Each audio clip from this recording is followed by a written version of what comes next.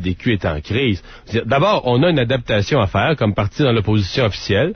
Et c'est pas naturel pour la DQ d'être dans l'opposition officielle, parce qu'on est un parti d'entrepreneurs, on est un parti qui propose des choses. Nos députés eux-mêmes, pour plusieurs, sont des entrepreneurs, donc pas nécessairement des gens qui sont habitués à critiquer. Alors ça, il faut l'apprendre, parce que là, on est dans ce rôle-là. Un.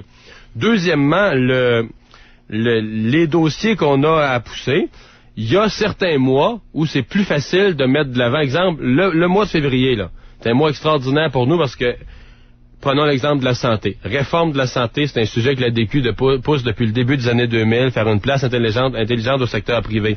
Cet automne, on pouvait plus en parler. Parce que le gouvernement allait nous répondre quoi? Ah, ben, il y a la commission Castonguay, il étudie tout ça, vous parlez dans le vide, attendez le rapport de la commission. Là, le rapport de la commission sort, Philippe Couillard s'assoit devant tout le monde et dit, nous, on fera rien. Alors là, c'est, pour nous, ça replace les enjeux. Hein, ça remet les cartes sur table sur... Alors là, les citoyens ont le choix. Ceux qui veulent le statu quo, ils ont deux partis qui sont clairs, qui ont dit, nous, en santé, il n'y a rien qui va changer. Et on est revenu au point initial où... avec un rapport de plus qui nous donne raison, mais politiquement, le parti du changement, c'est la DQ. Alors ça, c'est clair. Mais sans nous demander d'aller voter, vous seriez pas capable de faire changer ça? Là, je sais que vous aimeriez qu'on retourne en élection pour vous dire, OK, vu qu'ils dorment sur le rapport Castonguay puis que la santé, ça va mal, on va donner le pouvoir à la DQ. Sans faire ça, comme rôle d'opposition officielle, vous n'êtes pas capable de faire changer les choses? Ben non. De dire à Couillard, là, regarde, les gens veulent faire. Non, mais ce que vous dites, là, veut dire, de remettre le rapport Castonguay sur la table, de le brasser, on va le faire. Okay. Mais, je veux dire, ça demeure de la critique, on peut pas l'implanter, là. On va soulever le débat, on va forcer le gouvernement à répondre, on va comparer ce qui marche pas dans le système, dans le quotidien des travaux parlementaires, on va comparer ce qui marche pas dans le système avec les alternatives qu'offrait la commission Castonguay, mais le changer, non, on peut pas parce que... Le PQ marche en main avec les... Ben oui, on est 41 députés, puis il y en a 84 quand on additionne les deux autres partis qui veulent pas que ça se fasse. Alors, la mathématique est assez simple. Quand la ministre, la reine du country, la ministre des Transports a présenté le projet de loi le plus fou que j'ai jamais entendu de ma vie, celui sur la sécurité routière, entre autres, qui oblige les Québécois à installer des pneus d'hiver à date fixe, alors que tous les fabricants, tous les marchands, tous les installateurs de pneus disent que c'est tout à fait impossible d'implanter ça au Québec parce que la vie à Montréal, la vie hivernale montréalaise et la vie hivernale de Québec, de Rivière-du-Loup et de la Gaspésie, c'est très loin de se ressembler. Imaginez-vous le 15 avril avec des pneus d'hiver à Montréal, ça va être fou raide. Est-ce que l'ADQ s'était entièrement objecté à ce projet de loi-là? Ben d'abord, l'ADQ a dit dans ce projet de loi-là, on voulait que le projet de loi soit adopté parce qu'il y avait des dispositions importantes, entre autres le retour des cours de conduite, c'est des choses comme celle-là. Donc on avait annoncé, on bloquera pas le projet de loi. Ça, on l'avait annoncé à l'avance. On a fait le maximum. Nous, au point de départ, on avait énormément d'objections. On était contre les photoradars. On pensait que c'était pas une bonne affaire. Toute la question du point 0,8 qu'on voulait ramener à point 0,5, alors qu'en ce qui nous concerne, on voyait les chiffres, les statistiques, puis on disait, le problème, c'est les récidivistes d'alcool au volant, qui de toute façon c'est pas dans la fourchette entre 0,5 et 0,8, le problème, c'est des gens qui se font prendre à point 16, à point 23, point 25. Et des gens, encore un récemment, 8 fois, 9 fois, 10 fois, ils se font reprendre. Alors, nous, on avait proposé des mesures beaucoup plus sévères pour ces gens-là. La question des pneus d'hiver, c'est le PQ qui en a fait une condition. Eux, ils ont fait une proposition là-dessus. On a fait une condition pour appuyer le projet de loi. Et la ministre des Transports leur a accordé ça. Donc là-dessus, vous avez été d'accord avec ça. Même si vous n'étiez pas d'accord avec le photoradar, les pneus d'hiver... attention, le point 0,8, on l'a fait abandonner par le gouvernement. Donc c'est le cadeau qu'on vous a donné en échange de votre vote. C'est pas une question de cadeau. C'est quoi si c'est pas ça? Mais la question des... Comment vote-t-on pour quelque chose quand on n'est pas d'accord avec ça? Ben, on vote pour un projet de loi qui a une multitude d'articles. Comme parti, tout au long de la session, d'ailleurs, je pense que vous avez vu M. Deconinck, on a été accusés très durement de quasiment souhaiter, parce qu'on arrivait avec des points logiques, documentés avec des statistiques, on nous accusait quasiment de souhaiter la mort des gens, parce que c'est très délicat de parler de la sécurité routière. Si vous êtes contre une mesure, même si la mesure est une absurdité, vous pouvez toujours être accusé qu'un jour il y aurait un accident. Mais on a fait notre travail d'une façon très responsable à chacune des étapes du projet de loi. On a influencé sur la question des photoradars, là, sans la DQ. Écoutez, à un moment donné, en étude du projet de loi, il était rendu qu'il y en avait 3. C'était plus des projets pilotes, là. Il y en avait 300. Les municipalités en avaient à grandeur du Québec. Alors nous, on a arrêté ça, un projet pilote de quelques photoradars.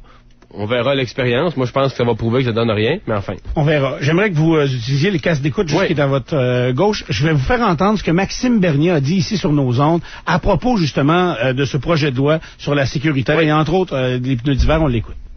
Je pense qu'on est tanné d'avoir le gouvernement. Il y a une loi qui est passée au Québec dernièrement là, pour interdire les cellulaires dans les voitures. Là. Donc, le gouvernement, c'est quoi? Si la personne est responsable, ça veut parler au cellulaire dans sa voiture, c'est sa responsabilité. Et pourquoi on a un règlement qui interdit ça? Il va y avoir des gens qu'on va engager pour surveiller ce règlement-là, l'État va grossir, etc. Alors ça, c'est le commentaire général de Maxime Bernier sur le contrôle de l'État, de plus en plus l'ajout de règles. Vous en pensez quoi? Ben, philosophiquement, on est certainement d'accord avec ça, et c'est pour ça, quand a été déposé le projet de loi sur la sécurité routière, initialement, le gouvernement, si on avait laissé aller le gouvernement seul, il serait allé beaucoup plus loin dans ça. Sur la question du cellulaire, d'ailleurs, la loi a passé, mais on se demande encore, il reste encore bien des questions, parce que le même gouvernement, dans la même loi, autorisait le GPS, mais interdisait le cellulaire. Mais là, de plus en plus, les gens vont avoir ça sur le même GPS cellulaire, vont aller sur le même appareil. Alors, le gouvernement souhaite réglementer beaucoup. Bon, il y a une nuance que je vais dire quand même par rapport à ce que M. Bernier a dit. Quand on parle autant moi je suis pour la liberté des individus de choisir, on en a parlé en matière de politique familiale tantôt, il faut donner de la liberté de choix aux gens. En matière de sécurité routière, il y a quand même une nuance. Que ce soit à cause de l'alcool, du cellulaire ou n'importe quoi d'autre, vous pouvez aller tuer quelqu'un d'autre. Et lui, il n'y a pas de liberté de choix. La personne que vous allez frapper parce que vous êtes plus sur votre voie, elle est plus dans sa zone de liberté. Ça arrive pas, ça, là. C'est parce que c'est quasiment de l'invention. Ça arrive pas qu'on va tuer du monde parce qu'on parle au cellulaire, là. Non, je parle pas de cellulaire, je parle de sécurité. Je dis, quand on parle de sécurité routière, on pense à la sécurité de l'individu lui-même, qui peut se causer des blessures à lui-même, mais avec un véhicule en marche, tu peux aussi aller causer des torts à d'autres. Et là, comme on dit, la liberté de l'autre s'arrête, la liberté de l'un s'arrête là où la liberté de l'autre commence. OK, quelques questions en conclusion assez rapides. Premièrement, on va savoir, là, et ça semble, j'imagine que vous jetez un coup d'œil du côté fédéral de ce qui se passe. Il y aura le budget cet après-midi. Puis peut-être, on s'attend pas de surprises majeures. Est-ce que vous attendez à des surprises? Pas vraiment. En fait, ce qui semble ressortir de M. Flaherty, c'est un budget qui va être surtout économique. À ce chapitre-là, ce que nous, on espère, c'est qu'il y ait une bonification du programme d'aide au niveau du manufacturier, du secteur forestier, parce que dans la première mouture, le Québec n'avait vraiment pas sa part. J'ai été très déçu, moi, qu'on fasse un programme comme celui-là au prorata de la population, plutôt qu'au prorata du nombre d'emplois. Si on fait un programme pour le secteur... mais en même temps, le milieu forestier, là, je veux pas que ça meure, là, mais je veux pas qu'on y mette tout notre argent pour lancer peut-être un produit qui est de moins en moins populaire. On fait vivre artificiellement, on a cette impression-là. Les producteurs de fanal à l'huile, là, on n'a pas essayé de sauver les usines parce que là, on est rendu à l'électricité, comprenez-vous? Je me demande si le bois... Je suis économiste de formation, cet exemple-là, je l'ai utilisé 1000 fois, mais dans le cas du bois, il s'applique pas. Dans le cas du bois, la seule règle qui s'appliquerait, là, qui était un peu triste, il y a eu des belles années quand le taux de change était très favorable. Et on pourrait taper sur les doigts des gens de l'industrie forestière en disant, à cette époque-là, vous avez mis l'argent dans vos poches, plutôt que d'informatiser vos affaires, plutôt que de robotiser vos machines, plutôt d'aller chercher les machines au laser qui font l'évaluation de la bille pour savoir c'est quoi l'optimisation, c'est quoi qu'on peut aller chercher de plus dans ce bille-là. Ça, on pourrait faire ces reproches-là. Une fois qu'ils sont faits, c'est une industrie qui a de l'avenir. Du papier, ça a baissé. Là, je vous le dis, l'utilisation du bois dans la construction, il y a une diminution. Il n'y a pas d'augmentation dans ces niveaux-là. Là.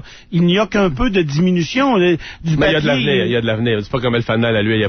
En tout cas, à moins qu'il arrive quelque chose, je pense pas qu'on peut dire que ça va disparaître. Je pense que ça va demeurer une grande richesse au Québec. Il y a un creux de marché parce qu'aux États-Unis, à l'heure actuelle, ils ont des dizaines de milliers de maisons jamais habitées, construites, jamais habitées. Mais non, il faut faire des gestes qui sont stratégiques. Il faut pas maintenir artificiellement en vie des types d'activités qui ont aucune forme de modernité, qu'on sait que c'est une question de temps. Mais il faut aider il faut avoir, dans le fond, des mesures qui produisent l'investissement, qui font que les gens vont se moderniser, que les gens vont acheter les équipements qu'il faut. Et ça, là-dessus, si le fédéral est pour donner de l'aide, si le gouvernement fédéral aide les pêcheries, là, ben c'est sûr que ça favorise les provinces maritimes, puis l'économie britannique, puis un peu quelques régions du Québec. Là, on aide le forestier et le manufacturier. Il y en a presque 33% qui est au Québec. On n'aurait pas dû avoir...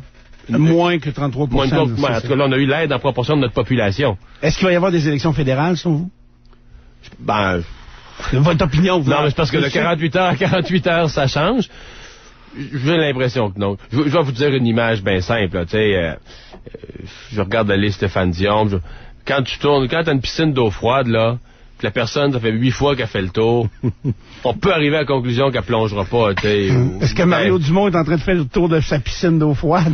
Non, mais moi, j'ai là-dessus, parce que Stéphane Dion a soufflé le chaud et le froid de 48 heures à 48 heures, on l'avait pas. Même Jean Lapierre, qui semble être très proche du parti, il sait même plus quoi penser. Ouais, parce qu'il y a 10 jours, on disait que Jean Chrétien avait donné un avis très favorable, que c'était le temps des élections.